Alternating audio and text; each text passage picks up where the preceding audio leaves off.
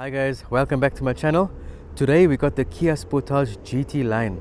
Isn't this an absolute beauty?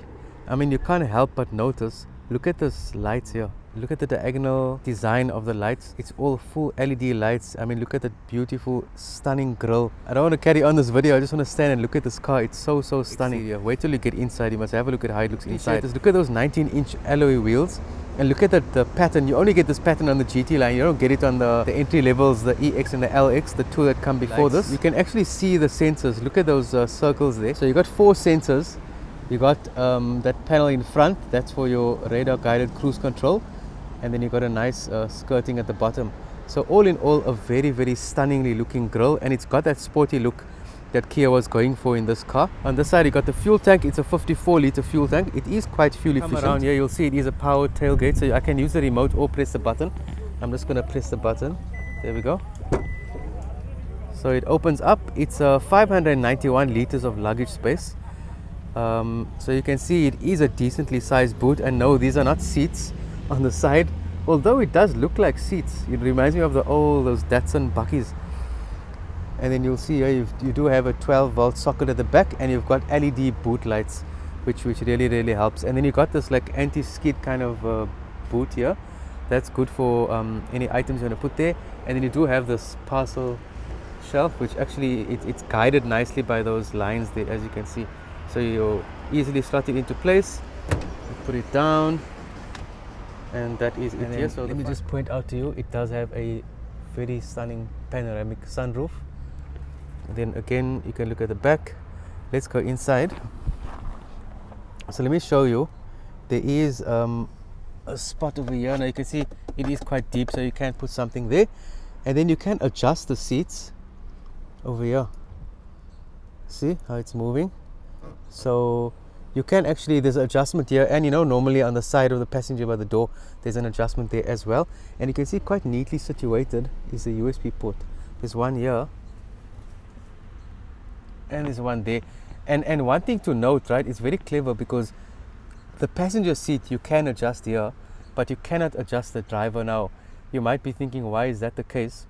But it's actually a bit dangerous. Imagine a passenger wants to come forward and by mistake presses the button, and you actually get the driver out of their driving position, and that can actually be dangerous. So they didn't include it here, and rightfully so, and that can actually be regarded as like a passive safety feature. You can see a very sturdy double cup holder here, and then your third seat belt can come down like this here, so everyone can be seated very comfortably at the back. And I'm just sitting in here now, and you can see, I mean, knee room, it's very adequate. And here you've got a very nice pouch. It's quite generous because it's not those hard ones. It's actually soft and easy to use, and you got a hook here. I cannot see at the moment what the maximum capacity is or maximum weight. That's heated seats at the back, and you have electric windows, and you got a place for a bottle, and just a bottle. And here you can actually put something here because it's not just the handle like the Ford EcoSport, but you can actually put something here. So and look at this handle. Don't you guys think it looks quite cool? It actually looks like a key. And you got this black finish in the middle, and then silver on the side, and then this very elegantly looking background around it. You can see a close-up on the seats. I mean, it's fully leather. You got white stitching. It's very, and this, all these bumps here, it actually enhances the back support, and it actually makes you feel quite very comfortable. Okay, so there's your front seat. Don't get too excited before we go inside. Let's first start. Okay, let's start here. You can see at the fingertips, lock and unlock the doors, very neatly situated. You can use this here to toggle which side mirror you want to adjust. You got all around electric windows. You can lock the windows there, and here you do have that space here. At the bottom you do have a bit of a extra additional, you can see here the bottle holder goes here, right? It's slanted, and you do have some space for something here. I just got my prayer mat, which I keep here, so that stays there. And here you adjust it here at the bottom, and that is very easy to do. And look at the seat. I mean, it actually, this bend down here enhances the comfort as well. And as you can see, it's written GT line. It actually looks very smart. And just look at the front seats. The headrest, how it curves back, also adds to the comfort. And then here's just a quick preview of the interior. So we are going to step inside now. Armrest here, it's quite thick, so easily accessible by the passenger and by the driver. But look at that. I mean, doesn't that look absolutely amazing? Here you got dual zone climate control here, and you can see currently it's on the, let me just put the aircon off. So currently it's on the aircon, right?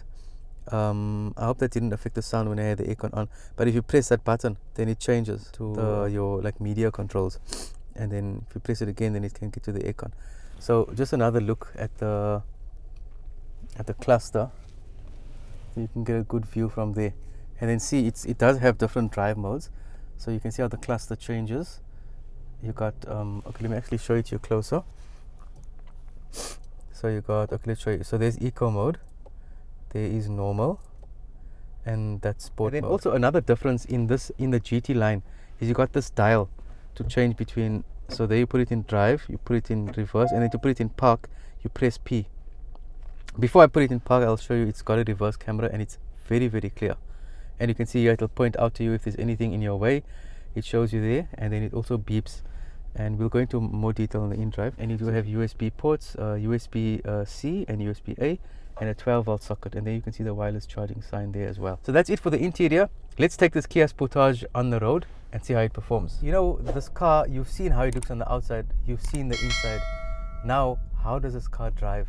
Let me tell you right away, it drives absolutely smoothly and very powerful. Especially, you know, all the different modes, they work extremely seamlessly together. You must be wondering what is the price of a car like this. You can actually get into the LX, which is the bottom of the range, the LX model, for 555,000, and then you range, you know, all the way to this GT line S model. So let me tell you how you go across the models, right? Yeah. So the EX model costs you around 54,000 extra, that is 609,000 rand. And then if you go up to the GT line, you are looking at 665,000. So that's another 55,000 extra. So, and then, okay, let me tell you the other prices. Then to go to the GT line plus, you add another 30K. And then if you want to get to the S, which is this one I'm driving now, you add another 60. So as you can see, it does add up to quite a bit, you know, if you're going to jump from the LX of 555,000 right to the S plus, this one here, which is 750. So you're looking at a range of 200,000 for, you know, to jump. So let me tell you in this video, if you are looking at all those different versions, what do you get? Which one would I actually pick out of the whole lot? I will tell you that at the end of this video. If you're taking the normal GT line, the one that's you know, down the middle, you'll get additional features like forward collision assist and lane follow assist. And then if you go up to the GT line plus, there you'll get, and this is where you get the sunroof, so you'll get the full panoramic sunroof in the GT line plus, and then you also get LED headlamps on the interior and in the boot that I've shown you. You have seen that this has it in the boot. And then if you go to the GT line S model, which is the one I'm driving now, then you'll get dual LED headlamps. And now this has projection, high projection and low projection with adaptive driving beam. And you also get ventilated seats as opposed to just heated seats. You get ventilated as well, and you get a mood lamp. Not sure how much you'll use that, but it just looks nice and is aesthetically pleasing. And you also get smart cruise control. Kia claims that this car will give you an average of about 6.5 liters per 100 combined, but I have, since this is a review model, I have been testing out all the models, all the drive modes. I've been driving, initially I drove a lot on eco, and then I switched over to normal. I got a variation of that, and after that I switched over to sport. And I actually drove in sport quite a bit because I wanted to test out you know, how does it do in overtaking, how does it do on the highways, to get to high speeds, to get to your 120 speed limit. So my average fuel consumption is sitting at 10.4, and that's because I was doing a lot of short bursts on sport mode and a lot of residential driving on sport mode.